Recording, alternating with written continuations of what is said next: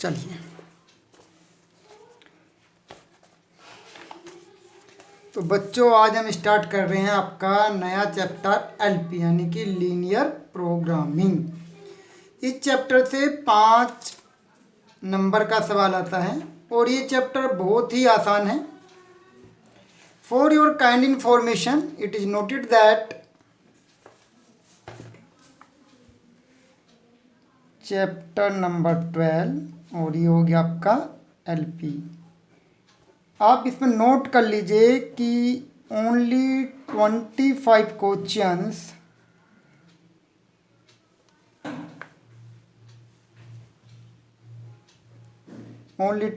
Questions are in your syllabus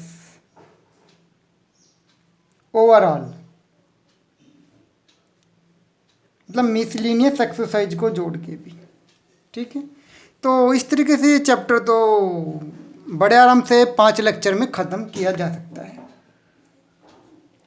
तो 2 तरह की प्रॉब्लम होंगी बेटा इसमें, एक तो वर्ड प्रॉब्लम और एक नॉन वर्ड प्रॉब्लम। तो जो नॉन वर्ड प्रॉब्लम है वो मैं आपको आज एक डिस्कस कर देता हूँ। एक्सरसाइज 12.1 और पहला ही सवाल हम इसमें लिख देते हैं। ये लिखता है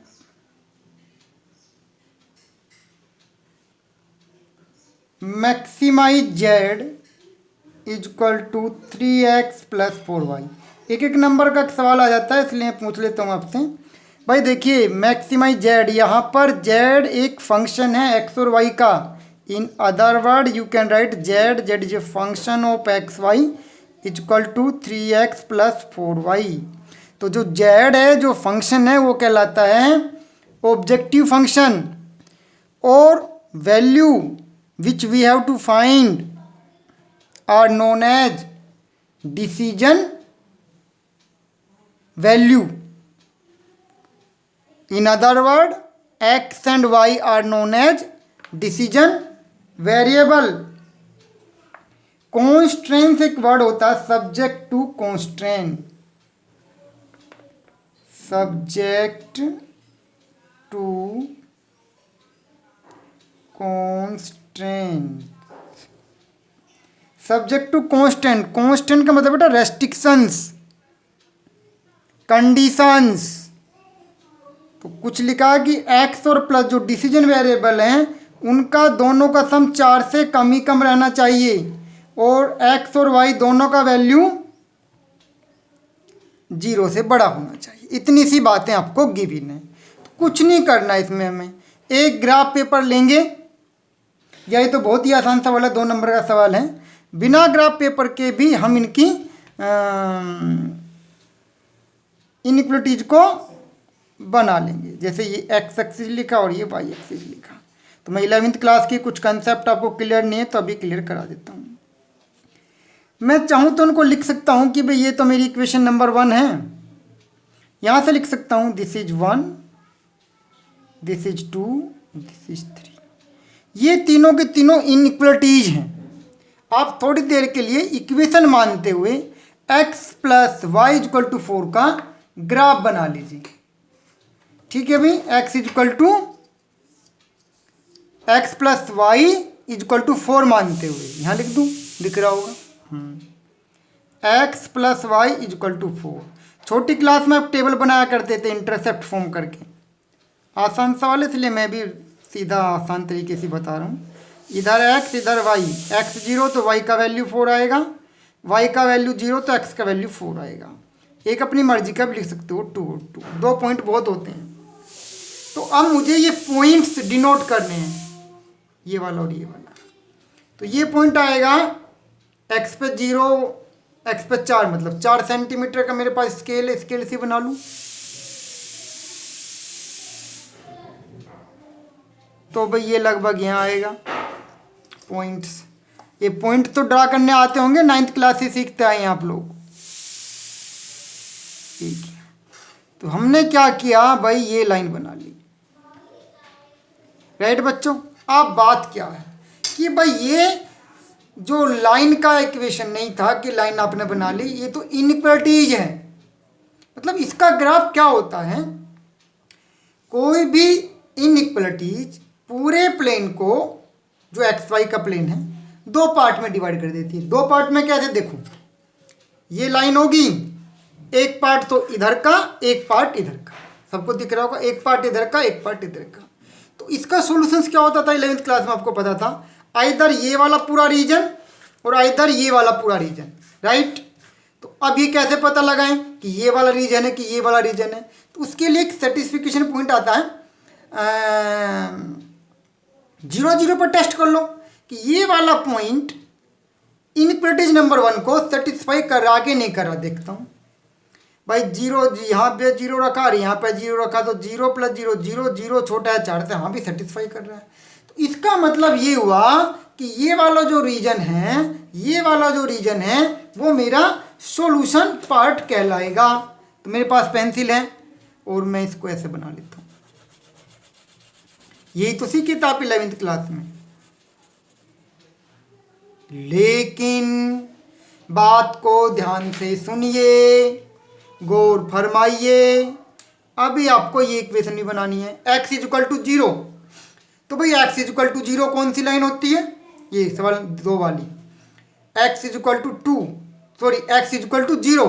तो भाई x = 0 वाली लाइन जो होती है वो ये होती है, यहाँ पर x = 0 ही होता है, ये वाली लाइन।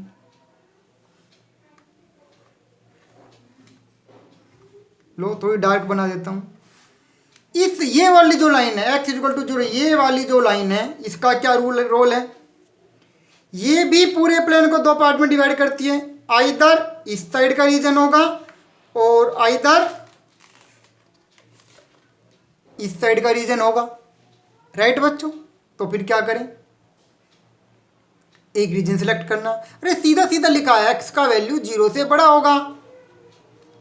ये रहा 0 0। अच्छा कोई पॉइंट लेकर मान लो आप, ये रहा पॉइंट आपका, यहाँ पर एक पॉइंट आप बनाए थे 4 और 0, ये वाला पॉइंट इनइक्वलिटीज नंबर 2 को सेटिस्फाई कर रहा है, बहुत अच्छे। तो मेरा जो रीजन बनेगा इधर इधर की बनेगा, तो फिर इधर का तो बनेगा नहीं, और मुझे एक बाउंडेड रीजन बनाना था। चलो बनाता हूँ, कहाँ पेंसिल, मतलब मैं सारा का सारा पेंसिल से बनाऊंगा उस साइड में। कुछ गलती कर रहा हूँ, ये पूछ लूँगा आपसे क्या गलती कर रहा हूँ, मतलब उधर नहीं बनाऊंगा। कंडीशन पहली लाइन ने बताई थी कि आपको इधर इधर ही बनाना है, इससे उधर चले ही मत जाना, तो क्यों बना दिए। तो उसके लिए मेरे पास रबड़ है, मैं हटा दूंगा इनको, रबड़ से हटा दूंगा। अब तो ठीक है भाई, मतलब क्या है कि इस लाइन के इधर ही आपको रीजन को सेट करना है, कर दिया। इस लाइन से ऊपर मत चले जाना, पहली कंडीशन वही थी, सो तो हो गया। और अब ये जो लाइन है आपका x = 0, ये क्या बोल रहा कि इसके इधर कुछ मत बनाइए, और बना भी दिया हो तो मिटा दीजिए। लीजिए मिटा देंगे।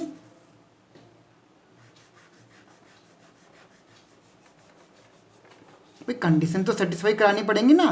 चलिए हो गया काम। अब और क्या है, एक है आपका y = 0। तो भाई y = 0 यहाँ होता है, ठीक। इसके लिए कौन सा रीजन आएगा, और एक पॉइंट है ना आपके पास यहाँ, ये पॉइंट है आपका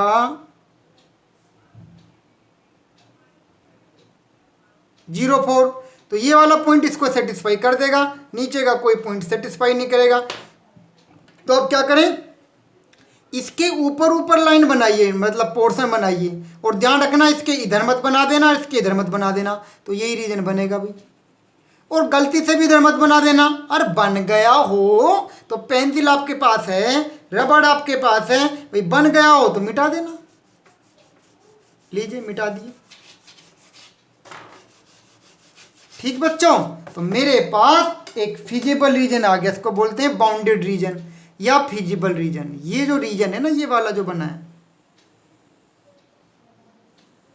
और इस रीजन के 3 वर्टेक्स हैं, ठीक है भाई। इस रीजन में 3 वर्टेक्स हैं या कॉर्नर है, ये 3 कॉर्नर है ना, 1 2 और 3। इसके साथ ही 10 मिनट होने को जा रही है, मैं इसको ख़त्म भी करूँगा। तो भाई ये मेरा रीजन आ गया, बाउंडेड रीजन। फिर मैं एक टेबल बना लेता हूँ, तो टेबल भी मैं यहीं बना लेता हूँ, स्पेस कम है ना, तो यहाँ बना देता हूँ। एक तरफ लिखूंगा पॉइंट्स, एक तरफ लिखूंगा वैल्यू ऑफ जेड।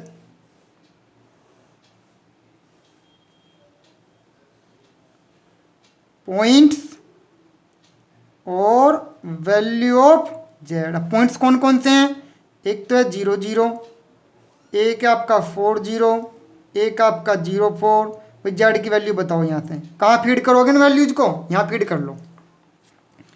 यहाँ तो 0 आएगी, जब x बराबर 4 होगा तो 12 आ जाएगा, और यहाँ 16 आ जाएगा। ठीक है, क्या चाहिए था? मैक्सिमम। मैक्सिमम कौन सा? ये है मैक्सिमम, लिख दो मैक्सिमम। तो ऐसा करने से मुझे उसने क्या कहा था? एक्चुअली मुझे डिसीजन वेरिएबल निकालना था, एक्स और वाई की वैल्यू बतानी थी।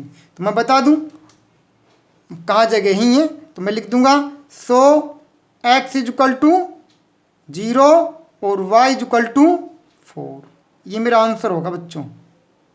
ये 2 नंबर का सवाल आ सकता है। अभी मैं वीडियो को बंद कर देता हूँ। मैंने बार बार यही समझाने की कोशिश की है कि जब आप ग्राफ बना रहे थे, जब आपने ये ग्राफ बनाया था, तो इसके इधर ही सारा लाइन मतलब पोर्शन सेटेड किया था। जैसे ही आपने ये बनाया तो आपने कहा नहीं सर उधर ही उधर बनाना, तो ये वाला मिटो दिया था। जब ये बनाया तो आपने बोला कि सर उधर ही बनाना है, ये नहीं, तो ये वाला मिटा दिया था, तो मुझे रीजन मिल गया था। यही कंसेप्ट मैंने आपको समझाने की कोशिश की है।